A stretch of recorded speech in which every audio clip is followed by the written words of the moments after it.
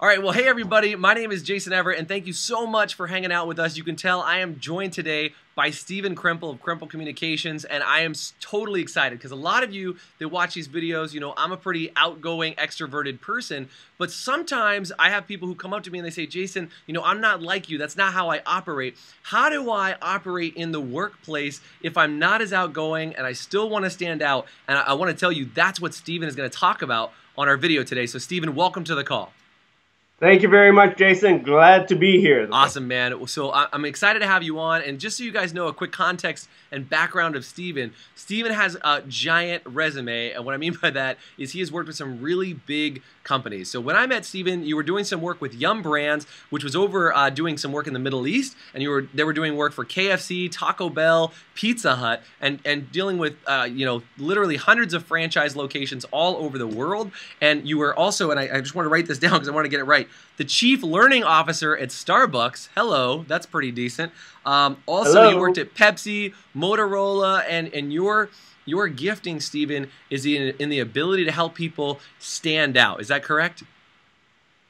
That's right.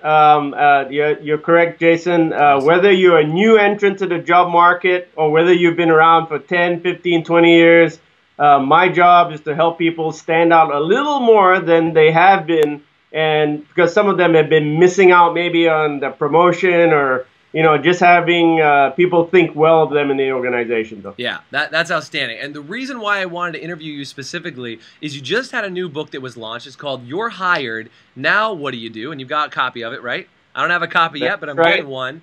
So again, You're Hired, Now What Do You Do? And so tell me a little bit about kind of what that book is for. Where does it close the gaps? What's the purpose? So here's a very quick question. A question I used to ask many of my friends and neighbors. Though they had kids in college, and I had two who have just finished college. And I said this: after 4 years and tens of thousands of dollars, is your child ready for the work world? And the answer is probably not. Maybe not, though. Yeah, that's tough. Academically, they may have got a good education, but they really don't do a lot to prepare kids for the work world. So this book kind of fills that gap because the universities don't do it.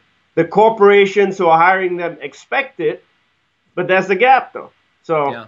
It makes sense. And I know a lot of, from your other books, you know, the 5% zone, I just pulled them up over here, right? 5% zone, how to stand out as a global executive, and leadership ER, business ER. These other books are really about, you know, how do you stand out? So what do you advise people do, whether it's they're coming into the work world and they're closing the gaps like you're teaching in this new book, or in the workplace on kind of how to stand out? What are the most important things about trying to stand out, whether you're a new hire or you're a leader in a big corporation? What's important about that?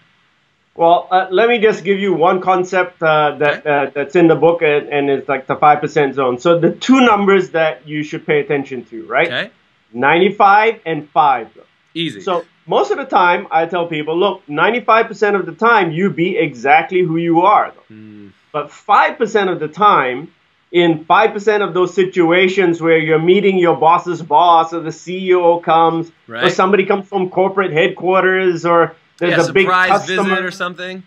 Yeah, a big customer. You have to step up. You are not yourself, though.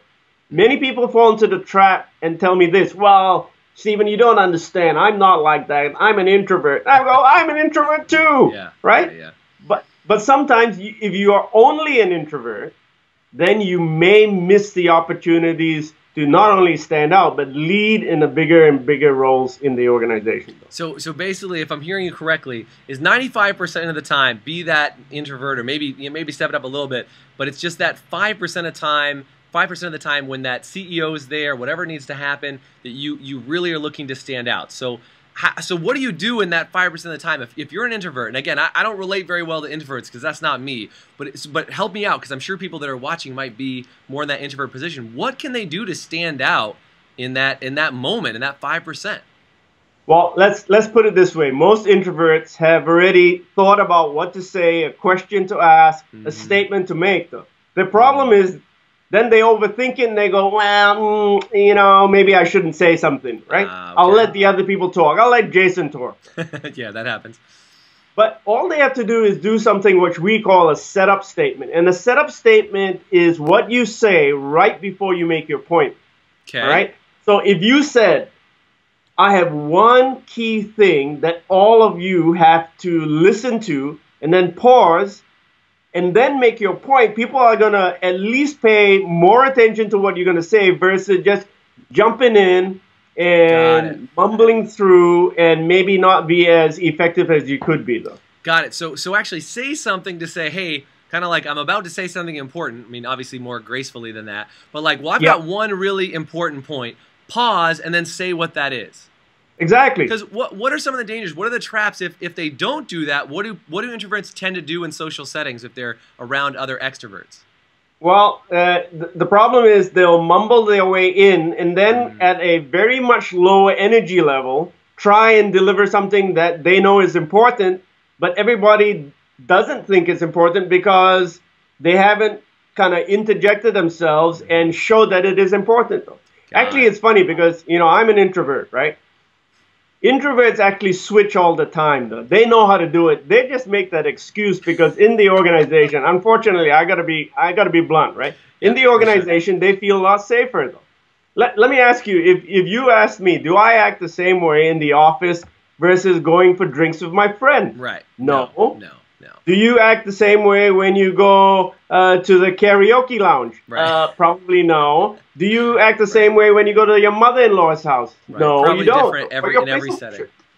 So it depends on your role, though. So many people, you have to realize, if you're a leader in an organization, your role in certain times requires you to shift the way that you act, though. Got it. So the idea is, how do you shift the way you act in those critical moments in order to make a difference? And that setup statement is going to help you to stand out by kind of accentuating, putting an exclamation point on your point, but in advance, and then you say it, and then that'll help that introvert for that one good thing actually to stand out and help them to get a greater impact. That's a great tip, Stephen. Thank you.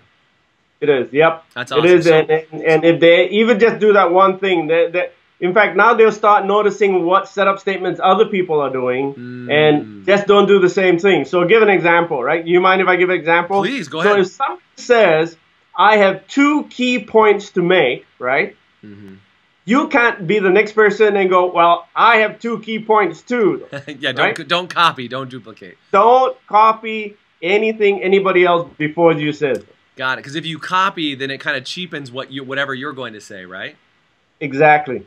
Good. That's another good point. So, and I asked if it was okay, Stephen, because you put together a report for people. You put together 3 ways to stand out as a leader with minimal effort. So it doesn't require, just like the things you gave me just now, it doesn't require a ton of effort. You just need to know about them, and by using them, it'll help you to stand out, correct?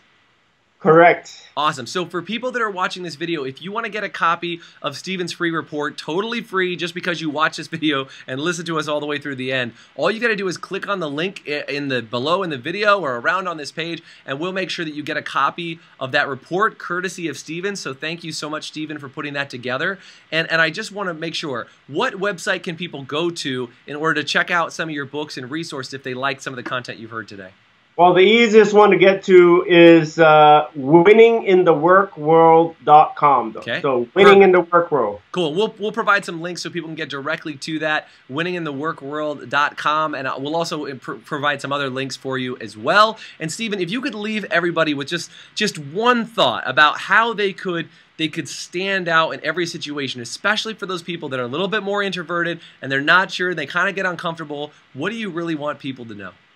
Yep. I want them to know that all they need to do is make small changes that probably will get them big results. Though. It is not about trying to change over a new leaf and become a born-again something. All you have to do is do the small things that will get people to notice you, and the results are a lot greater, though. Awesome. So stand on those little changes that'll make a huge difference. And again, you've got some great tips. I'm sure there's tons more in the book, so hopefully everybody will get a chance to check out those resources. You got to get Stephen's book. He's been a friend of mine for the last couple of years now, and it's just a really great resource to be able to pass on to you guys. I mean, for crying out loud, if you could talk to somebody who used to work at Starbucks, Motorola, and kind of climb inside their brain, I would encourage you to do so. So Stephen, thank you so much for being on today. And again, make sure you get that free report. And Stephen and I are also going to be watching this video, and in the comments, comment section below. If you guys have any questions, throw us questions down there. But if you like this video and you got some value, hit the like button for me. Don't be a lurker online. Hit the like button, and in the comment section below, ask us some questions, and we'll make sure that we answer them for you. So thank you so much for being on today, Stephen. I wish you all the success with your book. Thanks very much. Take care. All right. Thanks so much, Stephen.